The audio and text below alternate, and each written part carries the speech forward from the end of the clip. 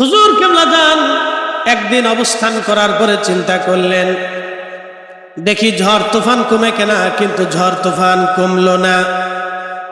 যখনই না কমলো, হুজুর কিবলা যান 29 জন মাঝি যারা ছিলেন, মাঝি নৌকার মাঝিদেরকে হুজুর কিবলা যান ডাকলেন। মাঝিদেরকে বলেন, মাঝিরা, আমি এই উত্তাল পদ্মার ভিতরে, যমুনার ভিতরে নৌকা ছেড়ে দিব, কারণ আমার পীরের দরবার থেকে হুকুম আসছে আমাকে কুরবানির ঈদের নামাজ দরবার শরীফে আদায় করতে হবে। যদি এই উত্তাল নদীর মধ্যে আমি ঝাঁপিয়ে না পড়ি, রওনা না দেই, তাহলে দরবারে এনায়েতপুর শরীফে আমার যাওয়া হবে না, পীরের হুকুম অমান্য হয়ে যাবে। অতএব আমি উত্তাল নদীর ভিতরেই রওনা দিতে চাই, তোমরা কি বলো? ওরে মুর্শিদের চরণ বিহনে এ জীবন মিশে, ঠিক কিনা? ওরে আল্লাহ নবীর গভীর তথ্য, ওরে আল্লাহ নবীর গভীর তথ্য কামেলের কাছে, মুর্শিদের চরণ বিহনে এ জীবন মিশে। মুর্শিদ যারে দয়া করে, আবার আতারে ফাতারে মুর্শিদ না, কিন্তু আমাদের দেশের যেখানে সেখানে পীর গজা, পীরের দেশের অভাব নাই, কিন্তু কথা ঠিক আছে কিনা? কামেল যারে দয়া করে, আউলিয়া নাইতে পারে, পারে কিনা? পারে কিনা? ওরে এক নজরে নিতে পারে মদিনা শহর, মুর্শিদের চরণ বিহনে এ জীবন মিশে। ভাইরে, কামেলের চরণ বিহনে এ জীবন মিশে। হুজুর কিবলা যখন মাঝিদেরকে বললেন, মাঝিরা, তোমরা কি উত্তাল তরঙ্গের ভিতরে, তুফানের ভিতরে নৌকা কি ছাড়বা কিনা? মাঝিরা জবাব দিল, হুজুর আপনি বলেছেন আমরা এই উত্তাল তরঙ্গের ভিতরে নৌকা নিয়ে নামিয়ে যাব, কিন্তু মাঝিদের চেহারা ফ্যাকাশে হয়ে গেছে, কারণ এই উত্তাল তরঙ্গের ভিতরে নৌকা নিলে বেঁচে যাওয়া বড় দুষ্কর, কারণ এটা সম্ভব না। কিন্তু মাঝিদের একই চিন্তা। হুজুর বলেছেন অবশ্যই আমরা নদীর ভিতরে নৌকা ছেড়ে দেব, তুফান চলতেছে, উত্তাল তরঙ্গ নদী, বুঝতেই পারতেছেন এখনকার দিনের মতো তখনকার নদী একরকম ছিল না। তখনকার নদী ছিল আরো খরস্রোতা এবং নদী ছিল আরো ভয়ঙ্কর। পদ্মা নদীর স্রোতের কথা যারা শুনতো তাদের বুক কেঁপে উঠতো, এতই স্রোত ছিল আর এতই ভয়ঙ্কর। তখন ছিল আশ্বিন মাস, শ্রাবণ, ভাদ্র এবং আশ্বিন, একবারে ভরা পদ্মা, উত্তাল তরঙ্গ পদ্মার ভিতরে। 29টা নৌকা নিয়ে হুজুর কিবলা যান রওনা দিলেন। সবার আগে হুজুর কিবলা জানের নৌকা, সবার আগে হুজুর কিবলা জানের নৌকা, নৌকার পাল তুলে দেওয়া হলো। বাতাসের টানে স্রোতের বিপরীতে নৌকা চলতে লাগলো, তুফান আকৃতিতে ঢেউ আসতে লাগলো, ওই ঢেউয়ের ভিতরে নৌকাও চলতে লাগলো। নৌকা চললো, নৌকা চললো, কিন্তু হুজুর কিবলা যান সবার আগে চলে গেলেন, বাকি নৌকাগুলি পিছনে পড়ে গেল। 28টা নৌকা পিছনে পড়ে গেল। 28টা নৌকা পিছনে পড়ে যাওয়ার পরেও হুজুর কিবলা যান তিনি নৌকার উপরে আরিচা ঘাটে হুজুর কিবলা যান আরিচা ঘাটে ভিড়লেন। আপনারা যারা আরিচা ঘাটে আছেন বা এই ঘাট সম্পর্কে জানেন তারা ভালো করে জানেন। আরিচা ঘাটে হুজুর কিবলা যান নৌকা ভিড়াইলেন। নৌকা ভিড়াইয়া তিনি অপেক্ষা করতে লাগলেন, দেখি বাকি নৌকাগুলো আসে কিনা। হুজুর কিবলা যান লক্ষ্য করলেন বাকি 13টা নৌকা আরিচা ঘাটে যে স্থান নিল। বাকি 13টা নৌকা আরিচা ঘাটে যায় দাঁড়াইলো, বাকি 13টা নৌকা। এই 13 নৌকা নিয়ে রওনা করলেন, এনায়েতপুর শরীফের দিকে রওনা করলেন। এনায়েতপুর শরীফের দিকে রওনা করার পরে হুজুর কেবলা যান পরে যা আরেকটা ঘাট, পাবনার আর একটা ঘাটে যায় অবস্থান নিলেন। সেই ঘাটে যা হুজুর কেবলা 13টা নৌকা নিয়ে বসে আছেন, দেখি বাকি নৌকাগুলো তারা আসে কিনা। এরপরে আরো 13টা নৌকা, এরপরে আরো 13টা নৌকা হুজুর কেবলা যান গেলেন। হুজুর কেবলা যান আরো 13টা নৌকা নিয়ে গেলেন, নৌকা আসলো। এই 26টা নৌকা হুজুর কেবলা যান নিয়ে তিনি যমুনার ভিতরে রওনা করলেন। এই উত্তাল তরঙ্গের ভিতরে রওনা হয়ে গেলেন। একটা সরের ভিতরে যে নৌকা ভিড়াইলেন, এই সরের ভিতরে হুজুর কেবলা যান দাঁড়িয়ে আছেন 26টা নৌকা নিয়ে, দেখি বাকি নৌকাগুলি আসে কিনা। আমার দিন কি এমনে যাবে বইয়া প্রাণ খাজারে, আমার দিনকে এমনে যাবে বইয়া। আমি দিন ভিখারি পারের তরি ফালাইছি হারাইয়া, দয়াল দিন ভিখারি পারের তরি ফালাইছি হারাইয়া, প্রাণ খাজারে আমার দিনকে এমনে যাবে বইয়া। ও খাজারে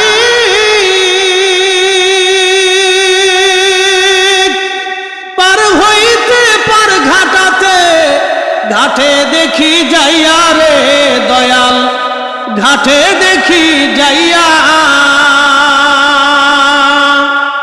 ও কত আশিক জনে পার হইতেছে দয়াল, প্রেমিক জনে পার হইতেছে প্রেমের সারি গাইয়া, দয়াল খাজারে আমার দিনকে এমনে যাবে বইয়া, আমার দিনকে এমনে যাবে বইয়া।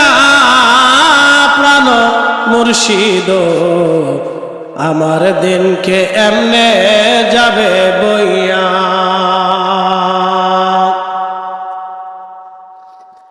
অপ্রাণের জাকের ভাই বোনেরা, বাকি নৌকার জন্য হুজুর কেবলা বসে আছেন। বাকি 2টা নৌকা হুজুর কেবলা জানের সাথে মিলিত হলো, কিন্তু একটা নৌকা তখনও আসে নাই। এই নৌকার প্রধান ছিলেন জনাব মরহুম আব্দুল মান্নান মোরল। মরহুম আব্দুল মান্নান মোরল সাহেব ছিলেন এই নৌকার ক্যাপ্টেন বা নৌকার প্রধান। হুজুর কেবলা যান চিন্তায় পড়ে গেলেন। এই নৌকাটা বাকি 28টা নৌকা থেকে নৌকাটা তুলনামূলক ছোট নৌকা ছিল। পীর কেবলা যান হুজুর চিন্তায় পড়ে গেলেন। 28টা নৌকা চলে আসলো, কিন্তু একটা নৌকা তখনও আসলো না। কিন্তু হুজুর কেবলার সাথে, দাদা হুজুরের সাথে মোবাইল তখন ছিল না, টেলিফোনও ছিল না, ওয়্যারলেসও ছিল না। হুজুর কেবলার সাথে দাদা হুজুরের একটা ইন্টারনেটের সম্পর্ক ছিল। এই ইন্টারনেটের নাম কাশ, আহলুল কাশ, কাশফের ইন্টারনেট, কালবের ইন্টারনেট। একবার জোরে বলা যাবে কি মারহাবা। আঙ্গুল লাগাইয়াছি নাই কি খেলা খেলায় দয়াল, আঙ্গুল লাগাইয়াছি নাই কি খেলা খেলায়। আমার দিকে তাকান, কাশ কাশ। পীর অনেক আছে কিন্তু কাশ পাবেন না। এই কথা বলে যারা বলেন, আসতে বলেন কেন, জোরে বলেন। আলাম নাশরাহ লাকা সাদরাক। হুজুর আমি কি আপনার সদর থেকে উন্মুক্ত করে দেই নাই? আমি কি আপনার কাল্ব থেকে উন্মুক্ত করে দেই নাই? নবীজির সিনার ভিতরে কাল্ব, এই কাল্বের মর্যাদা ক্ষমতা এত বিরাট ছিল, এজন্য আমাদের নবী ওই কাল্ব দিয়ে আজকের ওরস শরীফ দেখে। কি কথা কন না কেন? বিশ্বাস আসেনি? বিশ্বাস আসেনি? আমাদের রসুল দেখে কিনা? দেখে কিনা? ওলিদের কাল্লা একটা কাশ দেন, আহলুল কাশ, কালবের ক্ষমতা দেন। হুজুর কেবলা জান বলতেছিলেন, হুজুর কেবলা জান বলতেছিলেন, কিন্তু তোমাদের দাদা হুজুরের ইঙ্গিত অনুযায়ী আমার কাছে যে মেসেজ আসতেছে, সংবাদ আসতেছে, সেই সংবাদ অনুযায়ী আমি জানতে পারলাম নৌকার তো কোনো ক্ষতি হবে না, কিন্তু বাকি নৌকাটা কেন আসতেছে না, চিন্তায় পড়ে গেলাম। তোমাদের দাদা হুজুরের কাছ থেকে যে মেসেজ আসতেছিল আমার কাছে, এই মেসেজটা কালবের মেসেজ। একসাথে বলবেন আল্লাহু আকবার। কালবের মেসেজ, কালবের মেসেজ। কাল থেকে কাল, কাশ থেকে কাশ, কাল থেকে কাল, কাশ থেকে কাশ। এই কাশ্মীর অধিকারী, আহলুল কাশ্মীর অধিকারী ছিলেন আমার দাদা হুজুর। এই আহলুল কাশ্মীর অধিকারী ছিলেন আমার পীর ও মুর্শিদ। এই কাশ্মীর মাধ্যমে কোটি কোটি মুরিদ হুজুর কেবলাদানের সামনে আসেন, লক্ষ লক্ষ মুরিদ এসে দাঁড়াইলেও হুজুর কেবলাদান কাশ্মীর মাধ্যমে বলে দিতেন, বাবা তোমার মনের কি বেদনা, তোমার কি দুঃখ নিয়ে তুমি কি মুসিবতে পড়ে আমার কাছে আসছো, আল্লাহর ওলি সেই কথা মুরিদের সামনে বলে দিতে পারতেন। কথা বলেন ঠিক কিনা? তোমরা যাইয়া দেখো না, যাহার হয় না তুলনা। বলেন তোমরা যাইয়া দেখো না, যাহার হয় না তুলো।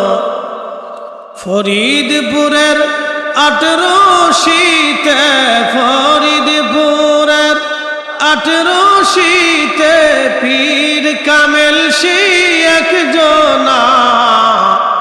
তোমরা যাইয়া দেখো না, যাহার হয় না তুলনা। দরবার শরীফে এসে আপনারা খুশি না বেজার? একটু হাত উঁচা করে বলেন, আপনারা খুশি না বেজার? ভালো লাগে কি লাগে না? ভালো লাগে কি লাগে না? ভালো লাগে কি লাগে না? তাহলে বুলন্দ আওয়াজে একসাথে তাকবীর হবে। যে যেখানে আছেন ঈমানি জজবা নিয়ে মুসলমানের তাকবীরের আওয়াজে। রাজা গৌরগোবিন্দের প্রাসাদ সেই দিন ভেঙেছিল। মুজাদ্দিদ আল ফিসানি সরহিন্দি রাহমাতুল্লাহ আলাইহির কারণে সম্রাট আকবরের মসনদ ভেঙেছিল। খাজা বাবা আজমিরি রাহমাতুল্লাহ আলাইহির কারণে সেই দিন রাজা পৃথ্বীরাজের পরাজয় হয়েছিল, তার সমাপ্তি ঘটেছিল। আল্লাহর ওলিরা যেখানে গেছেন আল্লাহ দ্বীন সেখানে পাঠিয়েছেন। ওলিরা যেখানে গেছে ইসলাম সেখানে গেছে। ওলিরা যেখানে আসছে বাতিল সেখানে পরাভূত হয়েছে। ওলিরা যেখানে আসছে সেখানে আল্লাহর দ্বীন বিজিত হয়েছে। ওলিরা যেখানে এসেছে সেখানে ইশকে রাসূলের হাওয়া প্রবাহিত হয়েছে। কথা বলেন ঠিক না বেঠে? আওয়াজ তুলে বুলন্দ আওয়াজে একসাথে তাকবীর হবে। নারে তাকবীর। দরবার শরীফে যে যেখানে আছে বুলন্দ আওয়াজে আমরা একসাথে বলি নারে তাকবীর, নারে রিসালাত। খাজা বাবা ফরিদপুরি তরিকায়ে নকশবন্দিয়া মুজাদ্দিদিয়া, সত্য তরিকা, সত্য তরিকা। মহাপবিত্র বিশ্ব উরুস শরীফ, মহাপবিত্র বিশ্ব উরুস শরীফ। ওলি আল্লাহ যেখানে, কুরআন সুন্নাহ যেখানে, নূরের নবী যেখানে, হায়াতুন নবী যেখানে, মিলাদ কিয়াম যেখানে, উরুস মাহফিল যেখানে, নারে তাকবীর, নারে রিসালাত। মিয়া ভাইজান মুজাদ্দিদি, খাজা বাবা ফরিদপুরি, নারে তাকবীর। প্রিয় উপস্থিতি, আল্লাহ এখানে দাঁড়াইবার সুযোগ করে দিলেন, সেই জন্য শুকরিয়া তান বলি আলহামদুলিল্লাহ। আমার আজকের আলোচ্য বিষয় হচ্ছে, যেই বিশ্ব জাকের মঞ্জিলে আপনারা বসে আছেন আজকে, এই বিশ্ব জাকের মঞ্জিল একসময় ছিল জাকের ক্যাম্প। কি ছিল? জাকের ক্যাম্প। আপনারা হয়তো আমাদের ডায়েসের ডান দিকে হুজুর কেবলা জানের রওজা শরীফের দিকে সেই ঘরটা, জাকের ক্যাম্পের সেই সাইনবোর্ডটা এখনো আছে না? দেখছেন না আপনারা? এই জাকের ক্যাম্প। তো দাদা হুজুর রহমতুল্লাহ আলাইহি তিনি খাজা বাবাকে এই বিশ্ব জাকের মঞ্জিলে তিনি পাঠাইলেন। তো হুজুর কেবলা এসে প্রথমেই জাকের ক্যাম্প প্রতিষ্ঠিত করলেন। আমাদের কিছু ইতিহাস জানার প্রয়োজন, কথা ঠিক আছে কিনা? তো হুজুর কেবলাজান হুজুর এইখানে জাকের ক্যাম্প প্রতিষ্ঠিত করলেন, যেটা আপনারা দেখেন জাকের ক্যাম্প। এই জাকের ক্যাম্প প্রতিষ্ঠিত করার পরে দাদা হুজুরের পক্ষ থেকে হুকুম আসলো, বাবা তুমি আমার সাথে কুরবানির ঈদ উদযাপন করবে এবং ঈদুল ফিতরটা তুমি তোমার আপনজনের সাথেই আদায় করবে। তো দাদা হুজুর রহমতুল্লাহ আলাইহি তিনি হুকুম করলেন, বাবা তুমি আমার সাথে ঈদুল আজহা আদায় করবে এবং ঈদুল ফিতরের নামাজটা তুমি তোমার প্রিয়জনের সাথে আদায় করবে। একটা কথা মনে রাখবেন, আপন পীর এবং মুর্শিদ মুরিদের কাছে তার অত্যন্ত প্রিয় এবং আপন, কথা ঠিক আছে কিনা? প্রিয় এবং আপন। তো তারই নির্দেশে হুজুর কেবলা যান তৎকালীন সময়ে 29টা নৌকা এবং আরো জাকের ভাইদেরকে নিয়ে 29টা নৌকার কাফেলা করে বিশ্ব জাকের মঞ্জিল থেকে রওনা দিলেন। বর্তমানে যেখানে দৌলতদিয়া ঘাট, সাবেক দৌলতদিয়া ঘাটের 6 নম্বর ঘাটে নৌকাগুলি, সমস্ত নৌকাগুলি ওইখানে নোঙ্গর করা হবে। আপনারা যারা আরিসা দিয়ে পাটুরিয়া দিয়ে পার হন, তো যাওয়ার সময় যে দৌলতদিয়া আছে, এই দৌলতদিয়া ঘাট ছিল তখন। এই দৌলতদিয়ার 6 নম্বর ঘাটে হুজুর কেবলা যান 29টা নৌকা জাকের ভাই সহ কাফেলা সহ একত্রিত হলেন। আচ্ছা বলেন তো, আপনারা কাফেলা করে দরবার শরীফে আসেন না? কি আসেন কিনা? আসেন। তো পীর কেবলা যান হুজুর এইখানে অবস্থান করলেন, তখন প্রচন্ড তুফান শুরু হয়েছে, সিগন্যাল চলতেছিল। কঠিন ঝড় তুফানে হুজুর কেবলা যান একদিন ওইখানে অবস্থান নিলেন যে ঝড় তুফান একটু কমুক, তারপরে রওনা দিল। দৌলতদিয়া থেকে পাটুরিয়ার যে নদী আছে, আপনারা জানেন যমুনা এবং পদ্মা নদীটা ওইখানে একত্রিত হয়েছে। জায়গাটা কিন্তু খুব ভয়ঙ্কর একটা নদীর মোহনা। নদীর মোহনাটা খুব ভয়ঙ্কর জায়গা। যমুনা এবং পদ্মা নদী একসাথে মিলিত হয়েছে এই জায়গাটা। আরিচা পাটুরিয়া দিয়ে পদ্মা নদী হয়ে চলে গেছে মেঘনাতে। তো খুব মনোযোগ দিবেন। পীর কেবলা যান হুজুর একদিন অবস্থান করলেন যে দেখি ঝড় তুফান কমে কিনা। কিন্তু ঝড় তুফান তো কমলই না, তুফান আরো বাড়ল। একসাথে কোন আল্লাহু আকবার। না হয় না, আর একটু জোরে আমি আপনাদেরকে বুঝাচ্ছি, আরো জোরে বলে। পরীক্ষা আছে কিনা? আপনারা যারা লেখাপড়া করেন, পরীক্ষা আছে কিনা? পীর মুরিদের একটা পরীক্ষা আছে, আছে কিনা? ইসলামের পরীক্ষা আছে কিনা? আল্লাহ বললেন, وَلَنَبْلُوَنَّكُمْ بِشَيْءٍ مِّنَ الْخَوْفِ وَالْجُوعِ وَنَقْصٍ مِّنَ الْأَمْوَالِ وَالْأَنفُسِ وَالثَّمَرَاتِ। আল্লাহ বলেন, وَلَنَبْلُوَنَّكُمْ بِشَيْءٍ مِّنَ الْخَوْفِ, আমি তোমাদেরকে পরীক্ষা করব ভয় দেখাইয়া। কি দেখাইয়া?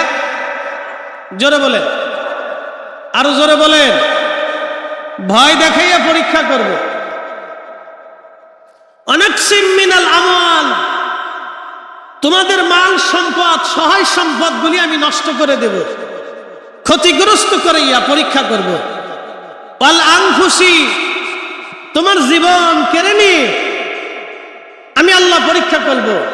ওয়াস সামারাত, তোমার শস্য শ্যামলগুলি নষ্ট করে দিয়ে আমি আল্লাহ তোমার পরীক্ষা করব।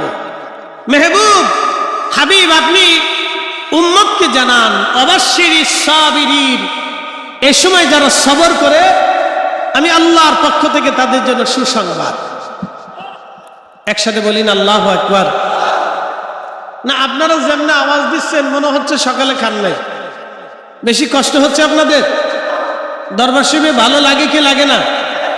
এখান থেকে একটা খোরাক পাবেন, ভাত খেতে পারেন আর না পারেন, রুহের খোরাক পাবেন। কথা ঠিক আছে কিনা? রুহের খোরাক। প্রিয় উপস্থিতি, খুব মনোযোগের সাথে শুনবেন।